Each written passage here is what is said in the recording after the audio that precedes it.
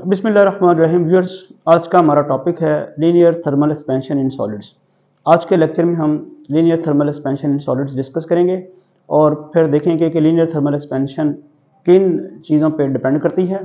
फिर उसकी मदद से हम एक मैथमेटिकल डेरिवेशन भी करेंगे और फिर coefficient of linear thermal expansion की मैथमेटिकल डेरिवेशन।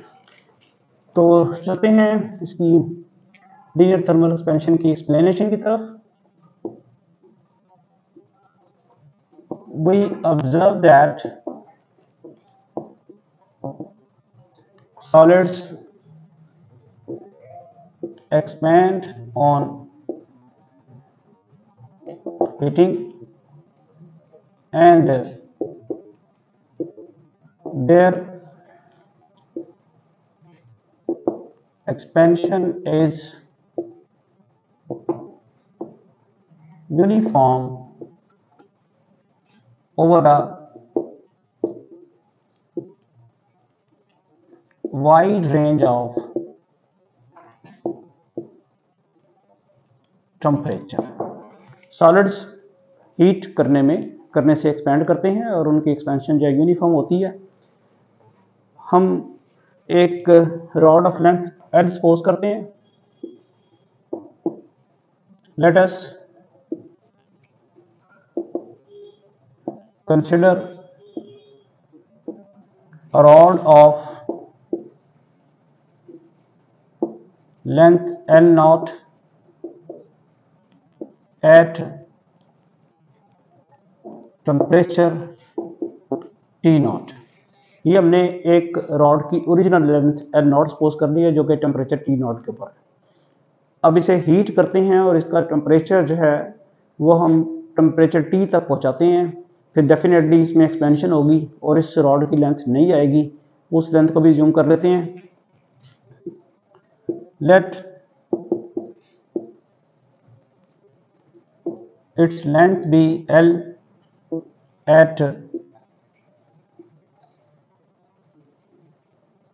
Temperature T। अब चेंज इन लेंथ क्या आएगी? L minus L naught. पहले लेंथ की जो रॉड की लेंथ थी L नॉट थी, अब L होगी तो चेंज इन लेंथ आएगी L माइनस एल नॉट। पहले टेम्परेचर T नॉट था और अब T हो गया तो चेंज इन टेम्परेचर आएगा T माइनस T नॉट। तो जो हमारी ऑब्जर्वेशंस हैं, it is observed that the change in length is proportional to the original length and the change in temperature. यानी जो रॉड की लेंथ में चेंज आई है वो प्रोपोर्शनल है रॉड की ओरिजिनल लेंथ के और जो टेम्परेचर में चेंज आई है उसके। यानी क्या है वो ये रहा है कि जितनी रॉड की लेंथ ज़्यादा होगी चेंज इन लेंथ उतनी ज़्यादा होगी और जितना आप टेम्परेचर चेंज इन टेम्परेचर ज़्यादा होगा उतनी चेंज इन लेंथ ज़्यादा होगी। अब हम ज़रा सपोज करते हैं change in length delta L से चेंज इन लेंथ वो हमने डेल्टा एल कह दिए और डेल्टा एल किसके बराबर होगी? एल माइनस एल नॉट के। इसी तरह चेंज इन टेम्परेचर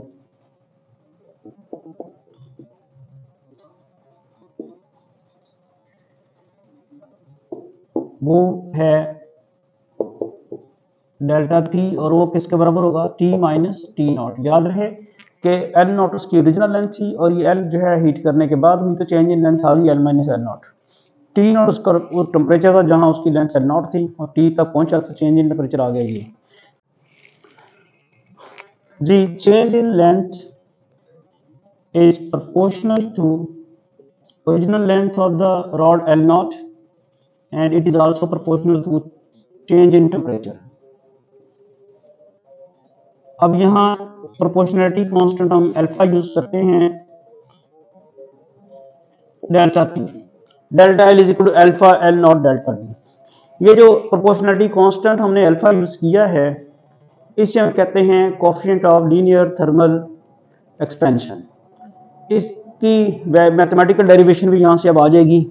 यहाँ से मैथमेटिकल डेरिवेशन इसकी जो आती है वो ये बनती है अल्फा इज इक्वल टू जी delta L over L naught delta T. ये आ गया है coefficient of linear thermal expansion की mathematical form.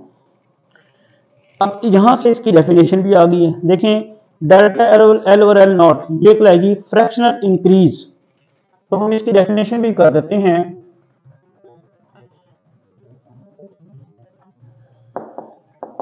Coefficient of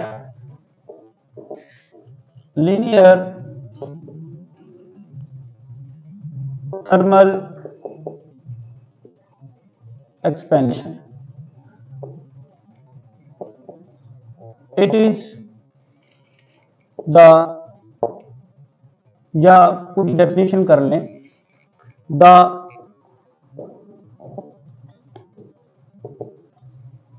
fractional increase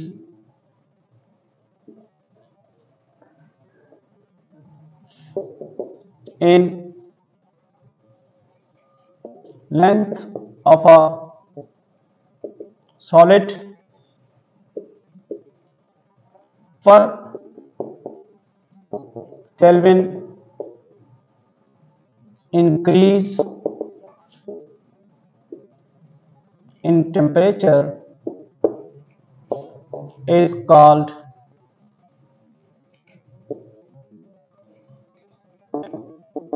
coefficient of linear thermal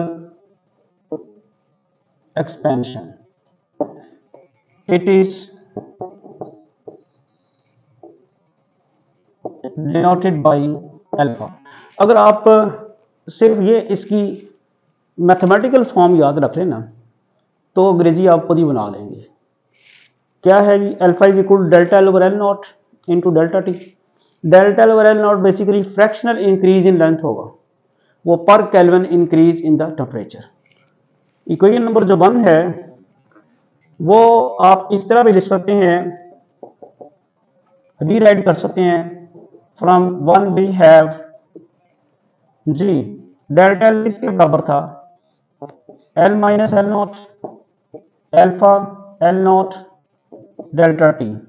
यहां से एल की वैल्यू निकाल लें, वो आ जाएगा एल नॉट उधर लेके जाएंगे प्लस हो जाएगा plus alpha L naught delta T. यहाँ से एल नॉट अगर आप कॉमन निकाल लें 1 प्लस अल्फा डेल्टा टी, तो ये अदर फॉर्म आ गई। ये आपको जब आपने हीट की है, जब आपने हीट सप्लाई की है या रॉड को जब हीट किया तो उसकी जो नई लेंथ आई है उसका फार्मूला आ गया।